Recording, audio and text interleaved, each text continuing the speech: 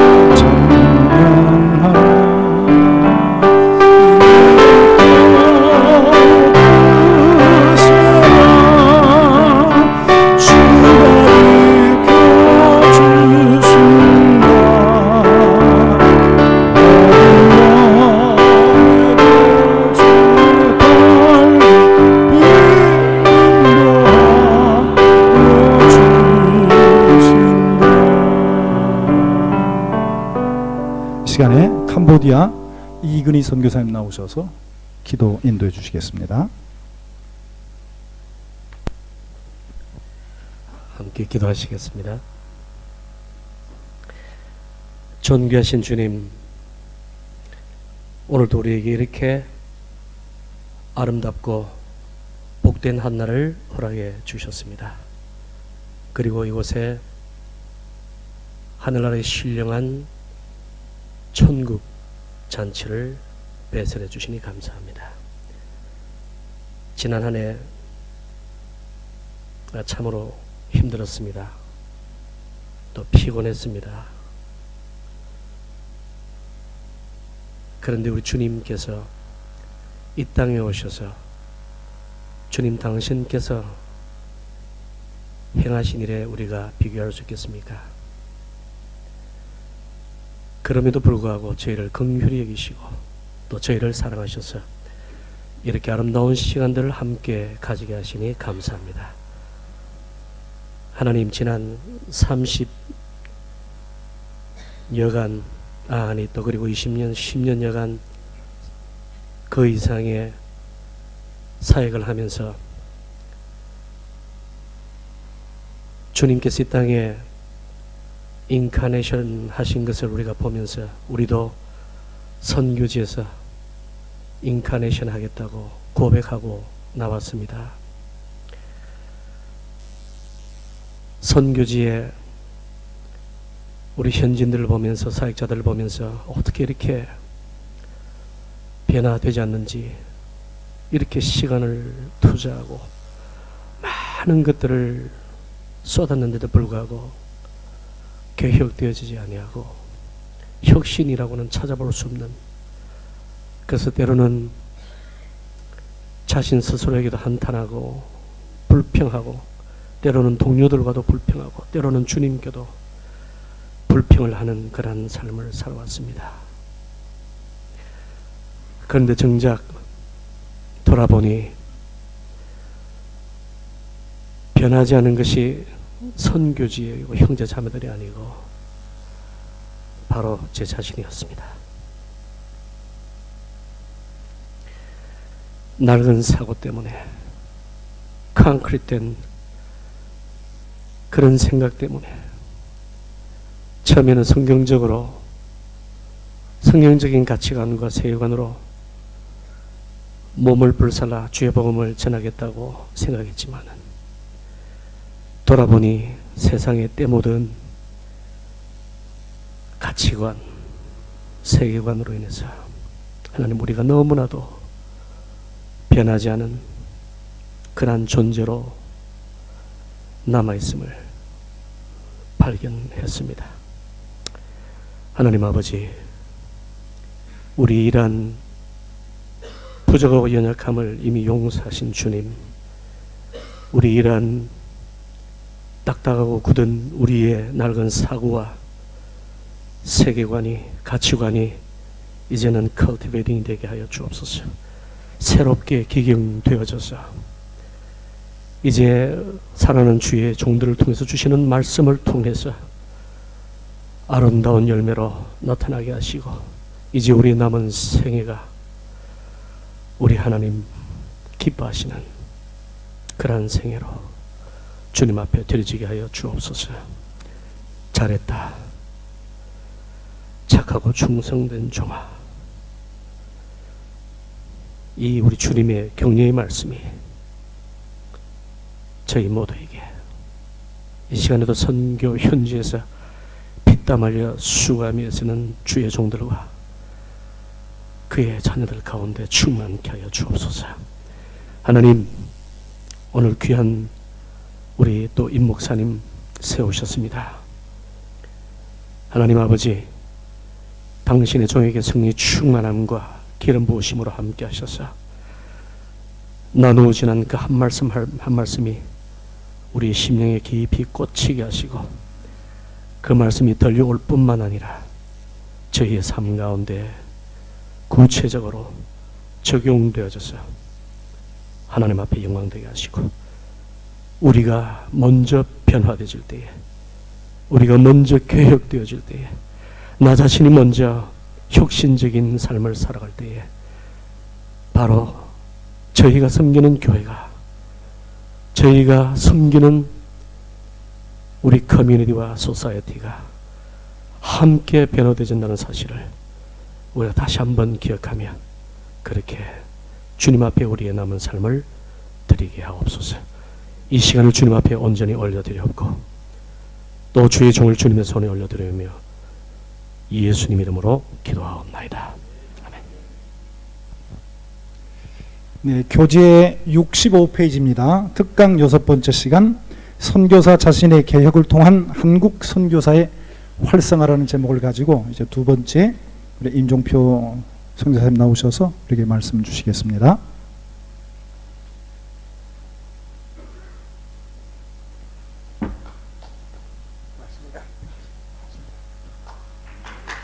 고맙습니다.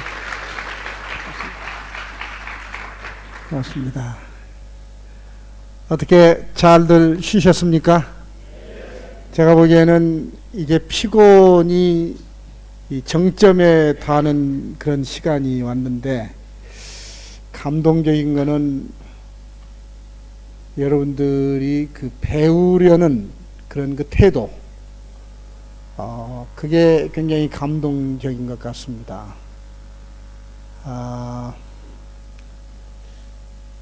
이 배우려는 태도를 가지는 것은 겸손의 표징 중에 하나가 되겠죠.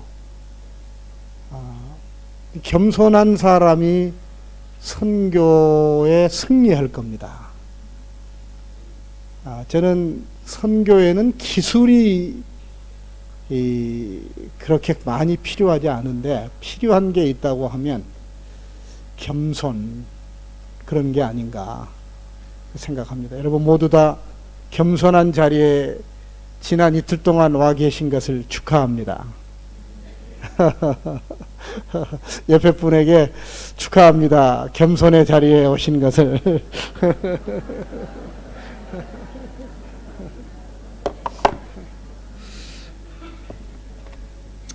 어저께 제가 하루를 지내면서 좀 몸이 좀 피곤해서 오후에는 들어가서 좀 잠을 잤습니다. 원래 이런 회의에 오면 할 수만 있으면 동기들하고 인터액션을 좀 더 깊이 하고 같이 친구처럼 놀고 들어주고 그러는 사람으로 살려고 그러는데, 그렇게 하지 못한 그런 것이 있어 좀 제가 송구한 마음이 있는데, 근데 어제 밤 집회하고 제 다음에 그 발제를 하신 유원식 그 Food for the Hungry 회장님의 그 프레젠테이션을 들으면서 두 가지 걸 생각을 했습니다. 한국 선교계가 상당히 업그레이드를 해가기 위해서 발버둥을 치고 있구나, 그런 생각을 했습니다. 왜 그런고 하니, 여기 이 다국적 기업에 몸담았던 그야말로 그 글로벌한 퍼스펙티브를 가지고 이 선교계를 끌어나가는 그 책임자를 크리스천으로서 글로벌 그 기업에서 일한 분을 모신 그런 그 단체가, 그런 NGO가 있다는 것을 보면서, 아하, 우리 선교계가 업그레이드를 위해서 시도를 제대로 하고 있구나, 그런 생각을 하면서 굉장히 많은 것을 배웠습니다. 사실 제가 우리 이런 그 회의들을 종종 다니면서 가지는 생각 중에 하나가, 우리 선교사들에게 약한 것 중에 하나가 뭐냐면, 성경도 열심히 잘 보고 기도도 열심히 하고 그러는데, 실제로 선교적 그 행위를 하기 위해서 만들어내는 전략들을 어떻게 엑스큐션 할 건가, 실행해 나갈 건가 하는 그런 부분들이 상당히 약합니다. 그래서 제가 한동대에서 그런 걸 강의를 하고 있는데, 어제 그 유원식 그 회장의 강의를 그 발제를 들으면서, 아하, 저런 게 우리 이 선교사들에게 좀 도구로 좀 손에 들려줬으면 좋겠다, 그런 생각을 제가 했습니다. 근데 그분은 그런 부분에 제가 보기에는 상당한 전문성을 가지신 분으로 판단이 되었습니다. 그래서 굉장히 깊었고, 앞으로 이런 분들이 이 이런 그 선교사 회를 위해서, 모임을 위해서 좀 그 컨트리뷰션, 공헌을 할 수 있도록 계속해서 문을 좀 열면 어떨까 그런 생각을 제가 했고요. 그 다음에 또 한 가지는 어저께 보니까 이렇게 끝나고 나면 이렇게 감사패를 증정을 하더라고. 그런데 유원식 회장은 정석천 선교사의 보수입니다. 쉽게 말하면 상관이에요. 그런데 꼬붕이 상관을 앞에다 놓고 감사패를 갖다가 증정을 하는 것 보고 저래도 되는 건가?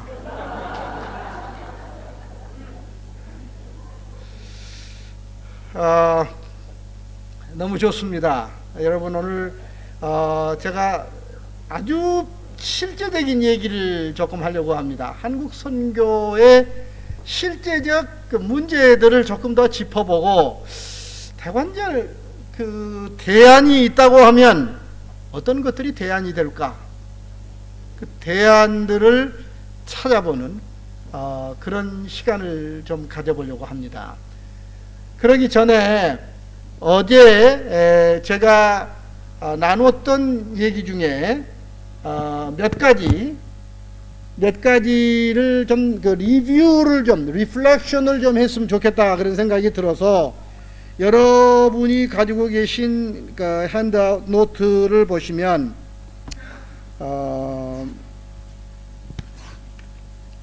34페이지를 한번 열어봐 주시길 바랍니다. 34페이지.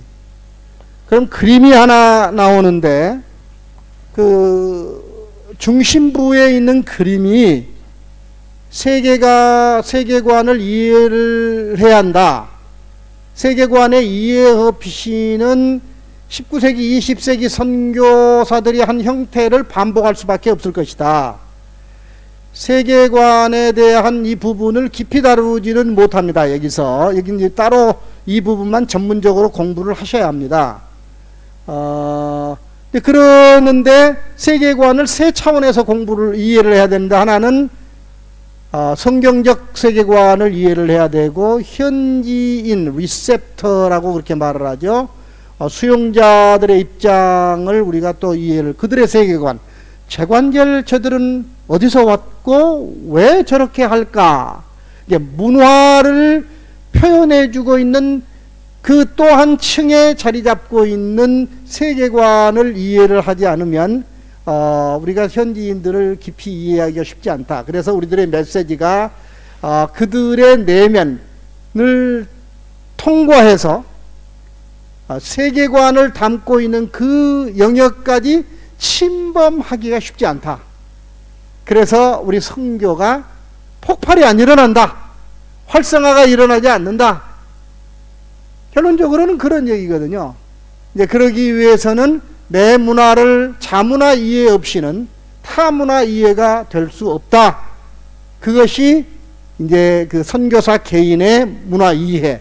그걸 통해서 이거를 integrated thought, 통합적 사고로 접근을 해보자. 그게 국경이 없는 시대에 살고 있는데 도시화와 그 다음에 글로벌라이제이션과 도시화가 지금 현재 우리 선교 현지에, 그래서 어제 그 어떤 분이 쓰신 말처럼 The earth is flat, 지구가 평평해요.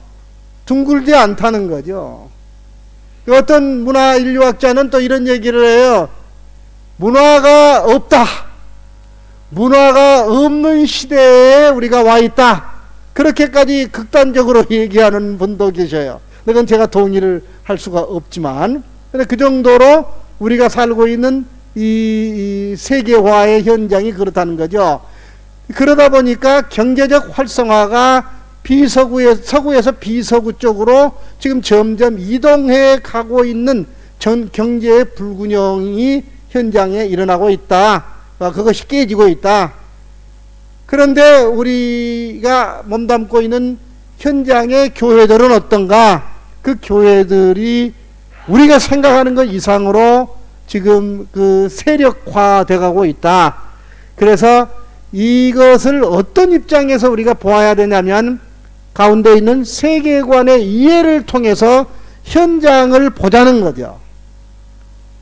그렇게 되면 어떤 일이 일어나느냐?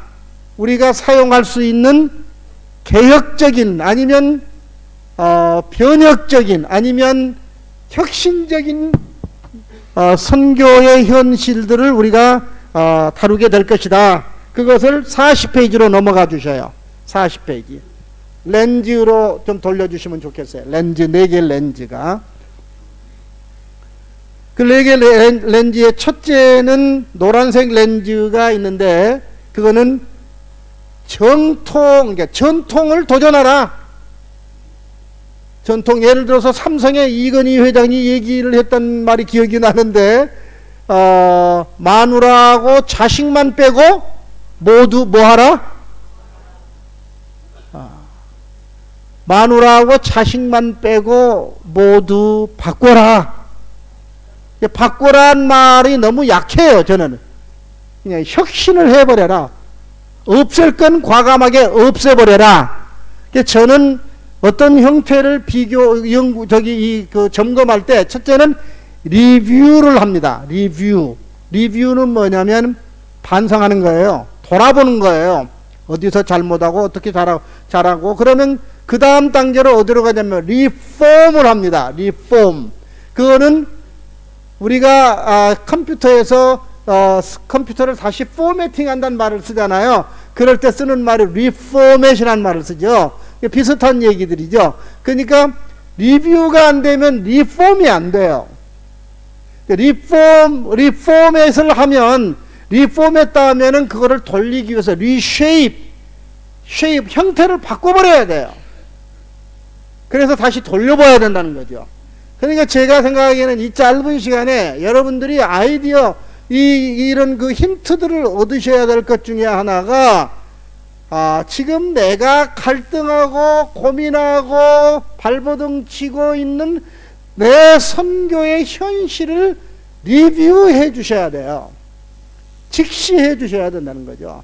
그러니까 부끄러울 것이 없어요. 우리 모두가 다 실패하고 살고 우리 모두가 다 실패하고 실수하고 우리 모두가 다 시행착오를 하고 살아요. 아무도 여기서 예외된 자가 없어요. 힘 있는 사람은 잘못한 것을 잘못했다고 고백할 수 있는 사람이 힘 있는 사람이에요. 힘이 없는 사람은요, 그걸 감추는 사람이에요. 그래서 자기를 과대평가하고 그 포장해 나가는 그런 것들이 우리를 결코 우리에게 도움이 안 되는 것이죠. 그래서 전통과 정통에 과감하게 도전을 해라. 그 렌즈를 사용해야 돼요. 과감하게 렌즈를 바꿔 낄 줄 알아야 돼요. 그래서 제가 늘 쓰는 말로 우리는 모자를 잘 바꿔 쓸 줄 알아야 돼요. 어떨 때는 이런 모자를 쓰고 어떨 때는 저런 모자를 쓰고. 그래서 선글라스도 우리가 그렇게 쓰잖아요. 이렇게 색깔이 다른 색깔 있는 걸 이렇게 끼었다 뺐다 하는 거니까 예를 들어서 첫 번째 노란 색깔 전통에 도전하라. 두 번째 초록색인가요? 두 번이 네, 초록색이죠. 이 트렌드를 잘 읽어라. 트렌드를 놓치지 말아라. 지금 21세기형 선교에 대해서 어제 그런 얘기를 했죠. Changing world. 세상은 바꿔지고 있어요. 선교지는 바꿔지지만 unchanging mission. 선교는 바꿔질 수가 없다. 바꿔져서는 안 된다. 선교의 핵심이 뭐예요?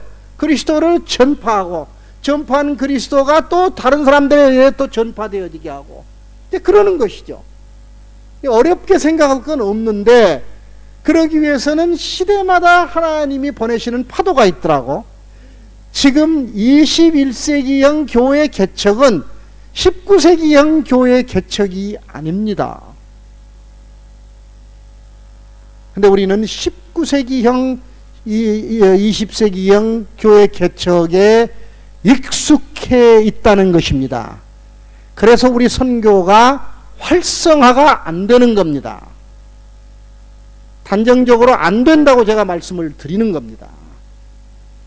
그래서 우리가 우리 선교에 대해서 해놓고 나서 후회하기도 하고 디스펙션을 합니다.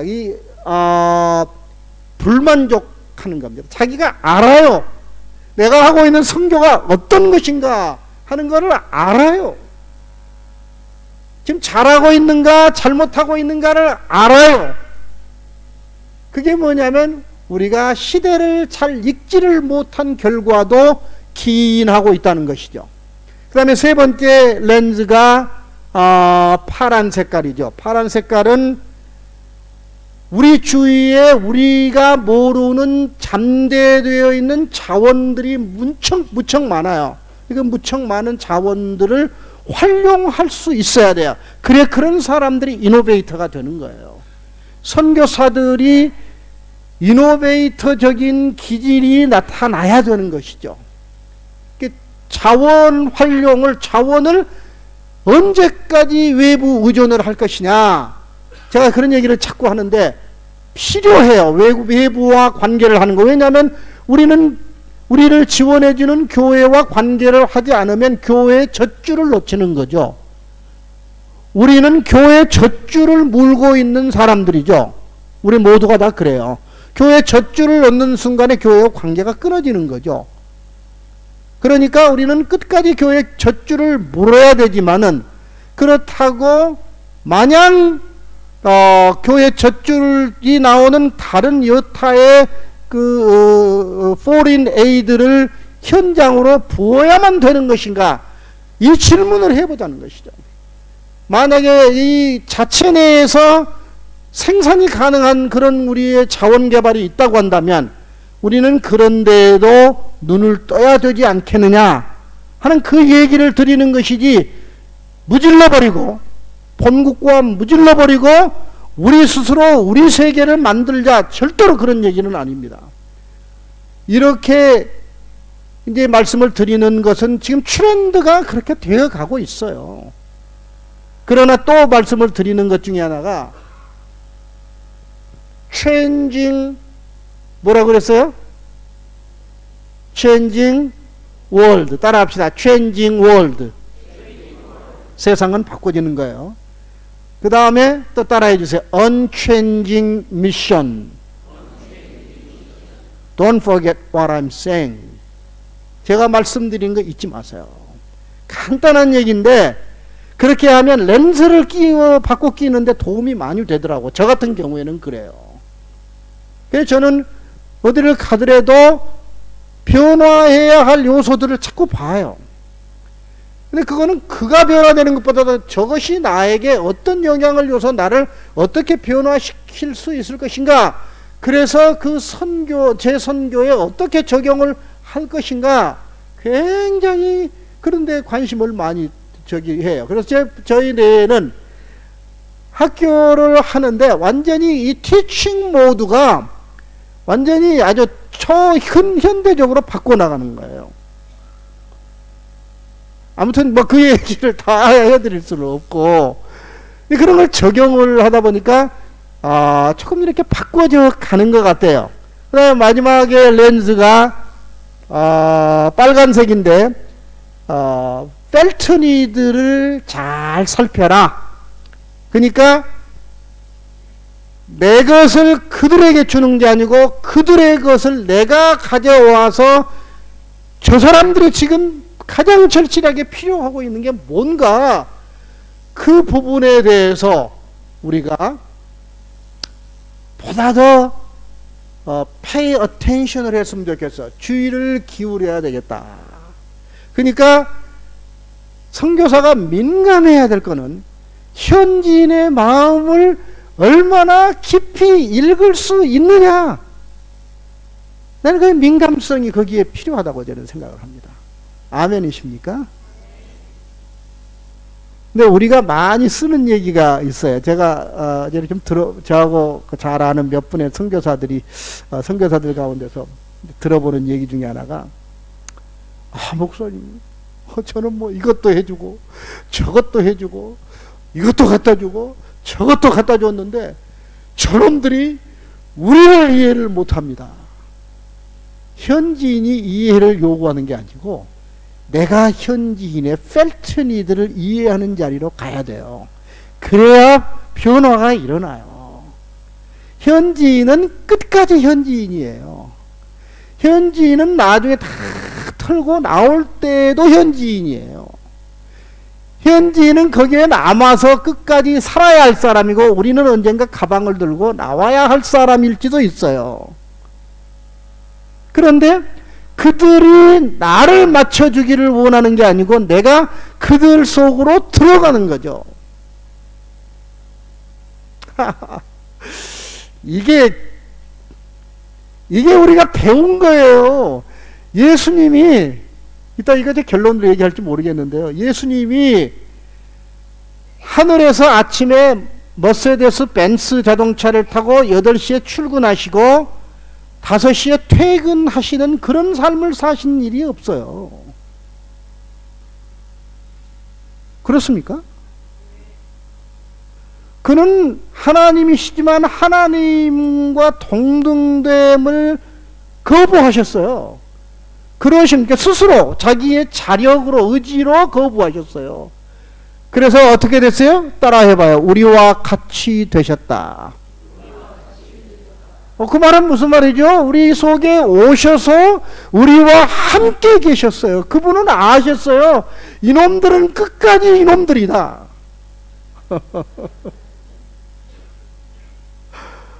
근데 현지인을 내가 뭐를 많이 해줬기 때문에 그가 나에게 보상을 해줄 것이다 라고 생각하셔서는 안 된다는 것이죠.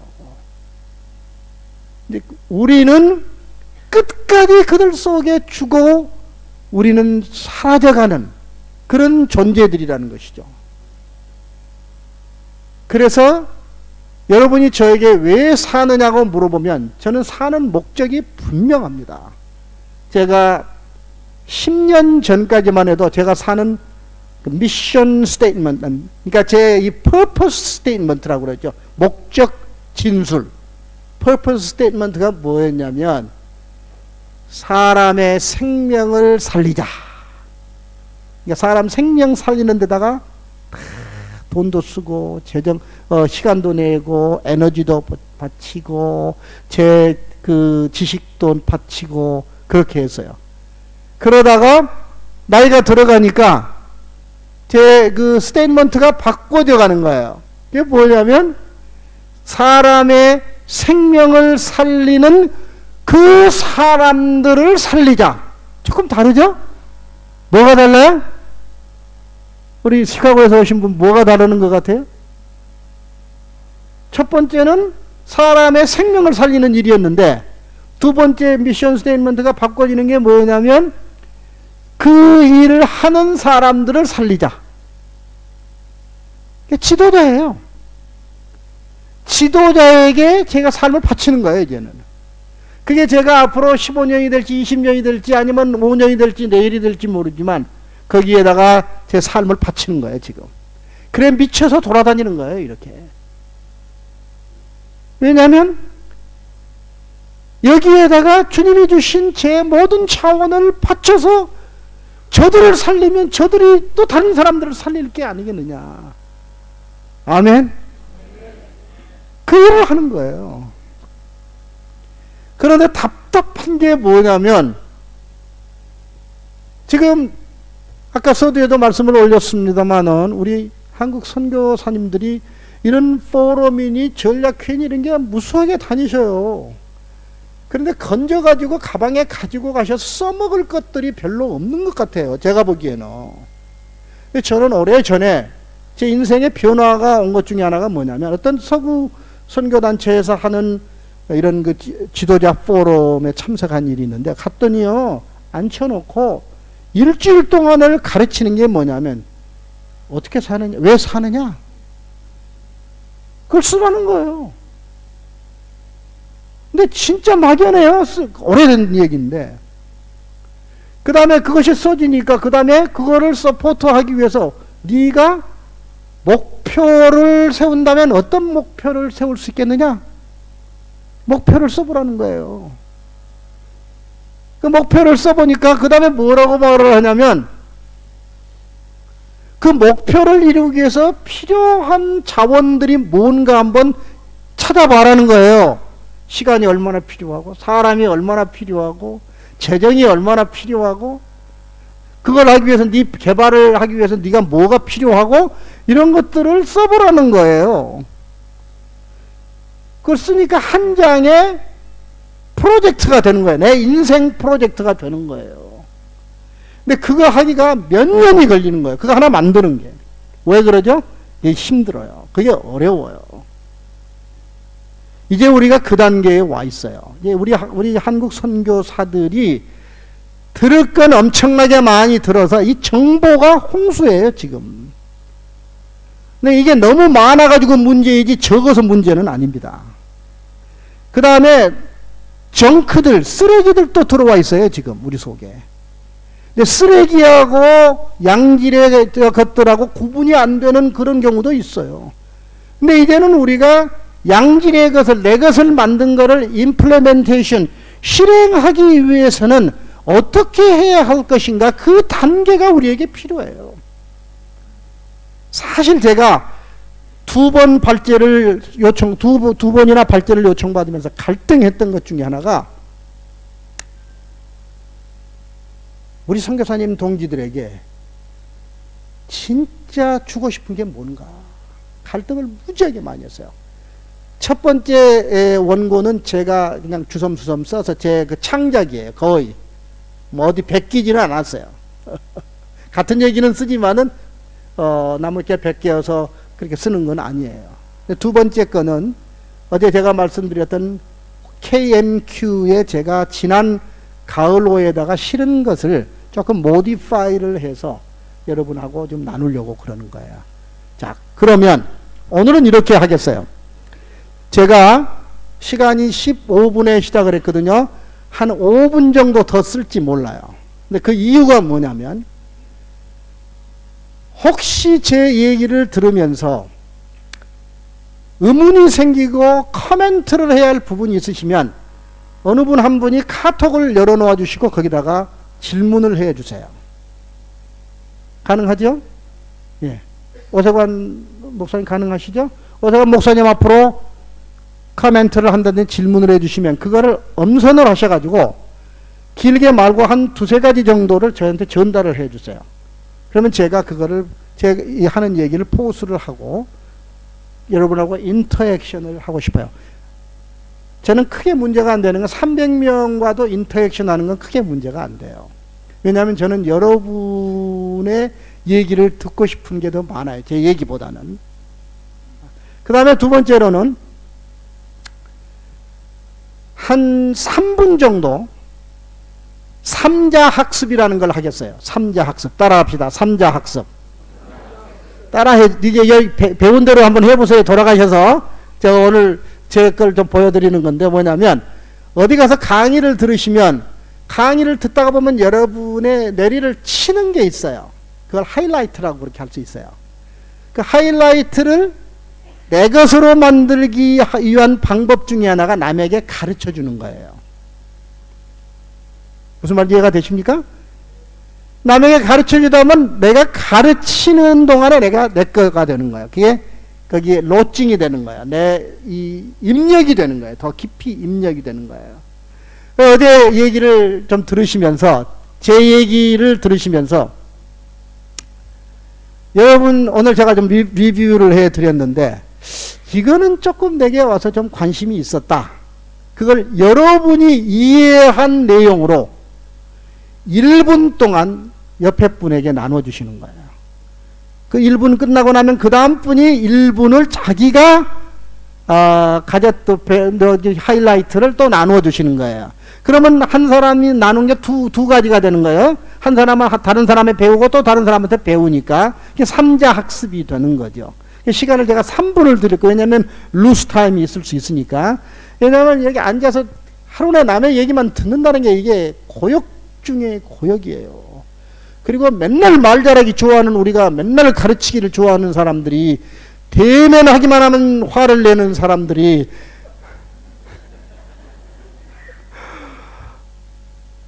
남의 얘기를, 인내를 가지고 들으시는 건 너무 존경할 일이라고 생각이 되어서 지금 제가 3분을 드릴 테니까 옆에 분하고 짝을 지으세요. 근데 만약에 혼자만 계시면 벌금을 물겠어요. 제가 벌금을 500밭을 차지를 하겠어요.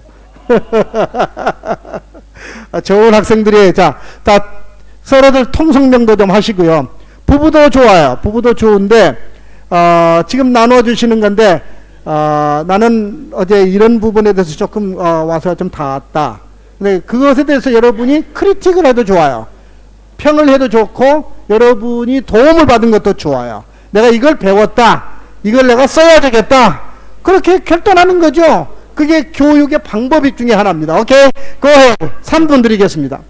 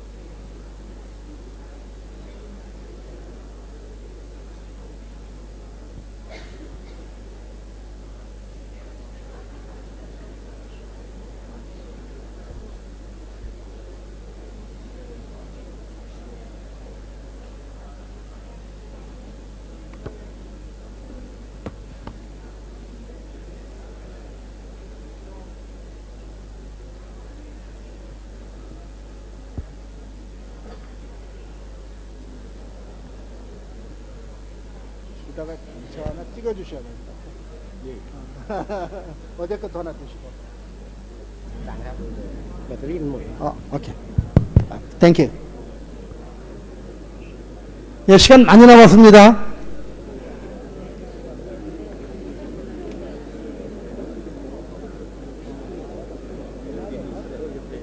우리 오태근 목사가 제일 열심히 하는 것 같은데. 이 부부셔요? 너무 멋있어요. 부부가 이렇게 나누는 거.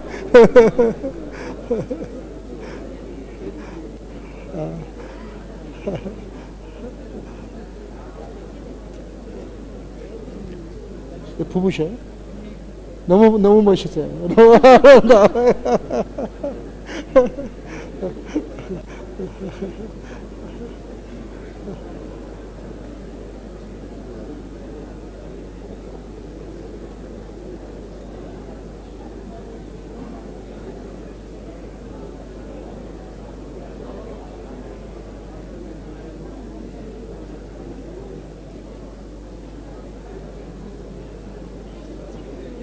사진 찍으라고. 이거 좀, 여기도 좀 이렇게 얘기하는 것도 좀 찍어주시고, 저도 몇 카트 찍어주시고.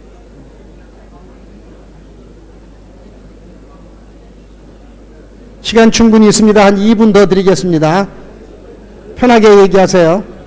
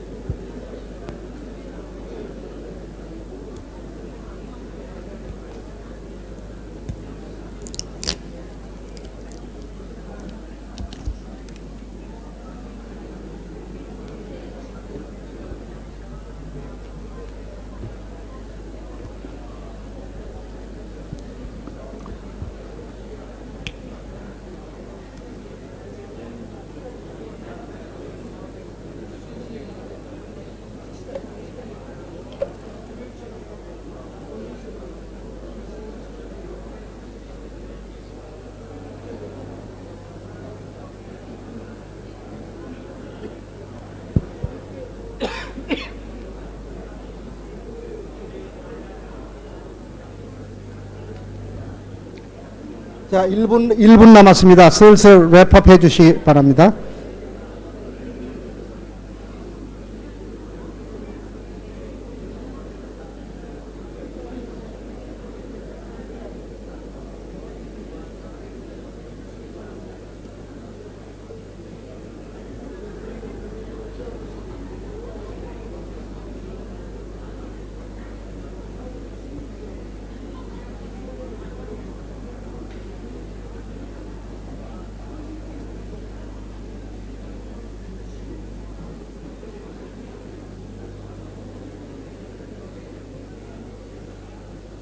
(30초) 남았습니다.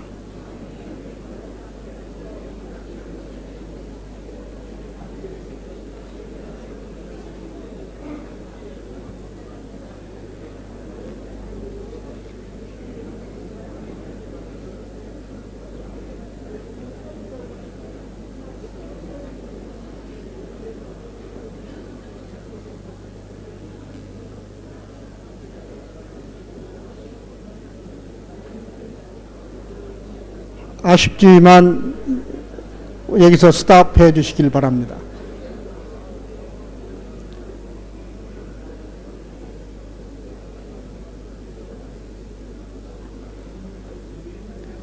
이렇게 시간을 안 들였으면 진짜 큰일 날 뻔했어요. 스탑 하시라고 해도 계속 얘기하시는 거예요, 지금. 아마 모르게 해도 이거 뭐 30분 하는 거 아무 문제가 안 될 거예요. 규모가 크든 작든 간에 모임은 배운 것을 적용하고 적용하기 위한 어떤 과정이 필요한가를 서로 얘기를 나누는 것은 도움이 되는 겁니다. 그러니까 이것도 또 하나의 우리가 이노베이티브하게 접근해야 할 이슈 중에 하나가 되는 겁니다.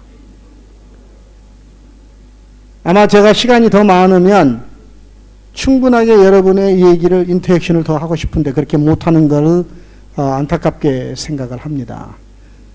왜 이게 중요하냐면 여기서 몇 분만 얘기를 하고 나면 나누신 거를 얘기하도록 하게 되면 하나님이 성령을 통해서 우리에게 하시는 말씀이 있어요. 그게 무슨 말이냐면 나만 그렇게 생각하고 있었는데 저분도 그렇게 생각했구나. 그럴 때는 우리는 그것 앞에 순종을 해야 돼요. 맞아, 내가 변해야 되겠구나. 그 이슈가 내 이슈구나. 그런 거죠. 무슨 말인지 이해가 되시죠? 예. 제가 오늘 아침에는 한 50분 정도 나누고 싶은 게 뭐냐면 한번 따라해 주시기 바랍니다. 내가 살면 선교가 산다. 다른 말로 할까요? 선교사가 살면 한국 선교가 산다. 저는 이거를 요 몇 년 동안 가는 데마다 말하고 있습니다. 이슈는 다른 데 있는 게 아니고 선교사에게 있습니다. 선교를 이루는 네 가지 스테이크홀더, 이해 당사자들이 있습니다. 제가 학부에서 경영학을 공부를 해서 이런 용어들을, 경영학 용어들을 더러 쓰기는 하는데 다 잊어먹었다가 선교 일을 하면서 리더십 개발에 참여를 하고 그러면서 이런 것들을 다시 지금 리프레이스를 하고 있죠. 그래서 쓰는 용어들이 스테이크홀더, 이해 당사자, 한국말로 번역을 하면 그렇게 말할 수가 있겠죠. 이 선교를 이루고 있는 네 개의 이해 당사자가 있는데 그게 뭐냐면 먼저 선교사입니다. 선교사 없이는 선교가 되어줄 수가 없고, 그 다음에 선교를 후원하는 지역교회가 없으면 선교가 되어줄 수가 없고, 그 다음에 이 선교사를 관리하고 지역교회와 연결을 하는 행정본부가 없으면, 행정라인이 없으면 선교가 되어질 수가 없고, 선교사들과 선교 이해 당사자들을 선교 교육을 잘 시켜서 돌아가게 해주는 선교학자들이 없으면 선교가 제대로 원활하게 돌아가지를 않습니다. 그래서 이 네 가지를 선교 이해 당사자라고 그렇게 말합니다. 근데 이 네 가지 이해 당사자 가운데 저는 하나를 죽여들고 얘기를 합니다. 나머지 세 개는 우리가 건드리지 말자. 싫어해요. 그분들이. 근데 저는 건드리기는 해요. 왜냐하면 저는 가면 무덤밖에는 갈 데가 없는 사람이거든요. 그래서 저는 요즘에 그런 얘기를 당당하게 해 나가요. 제가 정치적으로 목이 쳐서 날아가도 할 수 없어요. 해야 할 얘기면 해야 되겠다는 게 제가 가지고 있는 소신 중에 하나예요. 아마 가다가 제가 내일 쓰러질지는 모르겠어요. 그분들에 의해서. 그러나 많이는 하지 않고 기분 나쁘지 않게 하는데 기분이 나쁘죠. 자기 얘기를 하니까.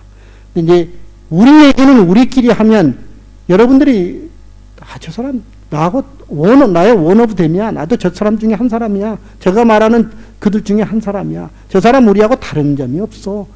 왜냐하면 어제 말씀드린 것처럼 저는 선교사가 지어볼 수 있는 죄는 다 지어봤어요. 여러분 알아요. 여러분이 어디서 와서 어디에 있고 어디로 갈 것인가를 전 나름대로 알고 있다고 저는 생각을 해요. 그렇기 때문에 여러분을 제가 동지라고 불러요. 그래서 페이스북에서 저하고 얘기하는 사람 90% 이상이 동지라는 말을 써요. 근데 이게 언어의 체인지예요. 또 지금 개혁이 일어나고 있는 거예요. 동지라는 말씀이 같은 뜻을 가지고 같은 목적지를 향해서 가고 있는 사람이 동지예요. 우리 모두는 같은 목적지를 향해서 가는 동지들이라는 것이죠.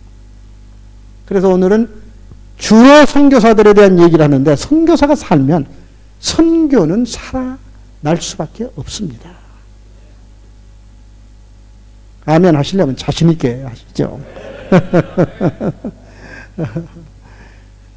그런데 한국 선교가 오늘 활성화 얘기를 들먹이지 않으면 안 되는 이유가 있어요. 근데 그 이유를 밝히기 전에 66페이지를 보면은 한국 선교의 두 물줄기가 오늘을 이르게 했어요. 그게 하나냐면 한국 선교의 자선교사 운동입니다. 자선교사 운동. 그 66페이지. 오늘은 제가 PPT를 사용하지 않겠습니다. 왜냐하면 여러분이 PPT 때문에 굉장히 바더를 당하시는 것 같더라고. 저도 그것 때문에 신경이 너무 많이 쓰이고 그래서 차분차분하게 우리가 이 노트를 보시면서 노트에다가 노트도 좀 하세요. 이번에 이건 참 누가 만들었는지 기가 막히게 잘 만드는 게 뭐였냐면 옆에다가 노트 할 수 있는 여백을 만들어 놓으셨더라고. 제가 사실은 원고를 보내놓고 제안을 하나 드릴 것 중에 하나가 뒤에다가 충분하게 여백을 좀 해서 노트를 하게 만들어 주십시오. 근데 그거보다 훨씬 애드밴스가 된 것 같아요. 그래 좋아요. 제가 이런 것도 좀 신경을 쓰는 사람이에요. 이 자선교사 운동은 뭐냐면 어제 말씀드린 것처럼 미션 모라토리움 이후로 선교지가 베큐um화 현상이 일어나기 시작했어요. 그래가지고 메인라인 교회, 미국의 메인라인, 영국의 메인라인 교회들이 주류 교단들이죠. 그러니까 한국말로 표현하면 선교사들을 철수를 했어요. 60년대, 70년대. 그리고 이제 이벤젤리칼, 복음주의적 선교 노선을 걷는 선교사들은 남아 있었어요. 그래서 선교사들의 숫자가 반 정도가 이제 반분되어 있는데 그 틈새를 누가 노렸냐면 한국교회가 노린 거죠. 근데 한국교회가 선교 운동이 시작이 되는 거야, 그때부터. 그래가지고 선교사들을 보내기 시작을 했는데 선교를 모르고 선교지를 가기 시작한 거예요. 근데 이제 계신 분들은 선교학을 공부를 하시는데 필드에 와보니까 또 그게 아니었다는 것이죠. 근데 저는 가끔 가다가 우리 서구 선교사님들에게 우리에게 복음을 전해준 선교사님들에게 대해서 좀 볼멘소리를 하는 것 중에 하나가 당신네들이 우리 한국교회를 시작을 할 1913년에 3명을 산동성으로 선교사를 이 타문화권 선교사로 보내신 분들이 왜 우리 한국교회에 선교교육을 시키지 않았느냐. 그게 제가 볼멘소리를 하는 소리 중에 하나예요. 그러니까 이 진공 상태의 선교운동이 시작이 됐는데 그때 시작된 선교운동을 저는 한국교회 자선교사 운동이라고 그렇게 제 나름대로 명명을 해요.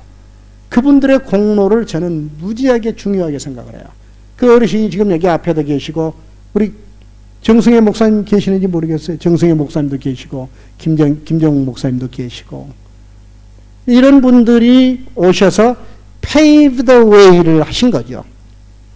그런데 이분들도 오셔서 사실은 좌충우돌하면서 가보지 않는 길을 스스로 가야 되는 그런 안타까운 현실 속에서 갈등과 충돌들을 부딪히시면서 오늘에 오신 거거든요.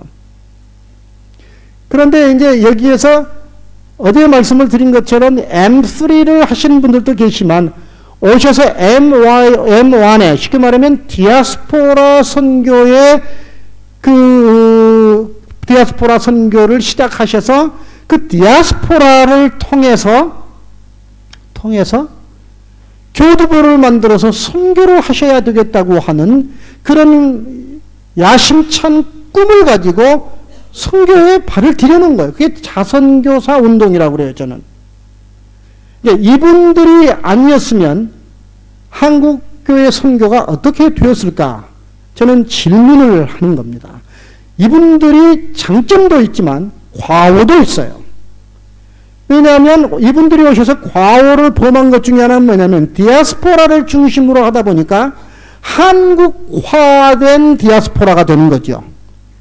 그러니까 디아스포라를 통해서 선교를 하시겠다고 오신 분들이 거기에 죄송해요. 이런 얘기를 쓰지. 안주 안 했다고 나중에 저기 하시지 말고요. 전 제가 쓰는 용어니까 안주하시다시피 하다 보니까 선교학적으로 처음에 누구하고 결속을 시작했느냐에 따라서 그 사람의 선교의 성패가 결정이 되는 겁니다.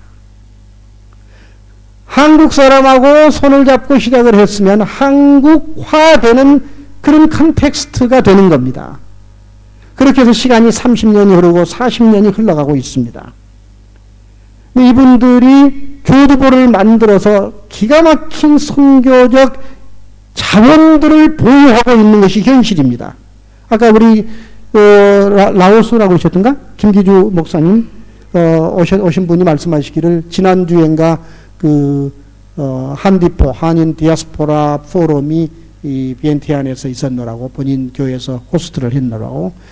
저는 두 번째로 넘어갈 게 어디로 넘어가셔야 되냐면 67페이지로 가면 두 번째 선교의 세력이 일어납니다. 첫째는 아까 말씀드렸던 것처럼 자선교사 운동이고 두 번째는 익명의 선교사 운동입니다. 익명의 선교사 운동. 이거는 제가 쓰는 용어가 아니고 콜맨이라고 하는 독일 선교 신학자가 쓰신 용어로 익명, the anonymous missionary, 이름 없는 선교사. 그 다음에 또 다른 학자들이 쓰시는 말로 unnamed missionary, 이름을 붙일 수 없는 선교사들. 그 운동이 1988년을 기점으로 본물처럼 쏟아져 나가는 겁니다. 이 두 세력이 필드에서 만났습니다. 전자의 자선교사 운동의 그 소수의 분들과 그 다음에 익명의 선교사 그룹들하고 만났습니다.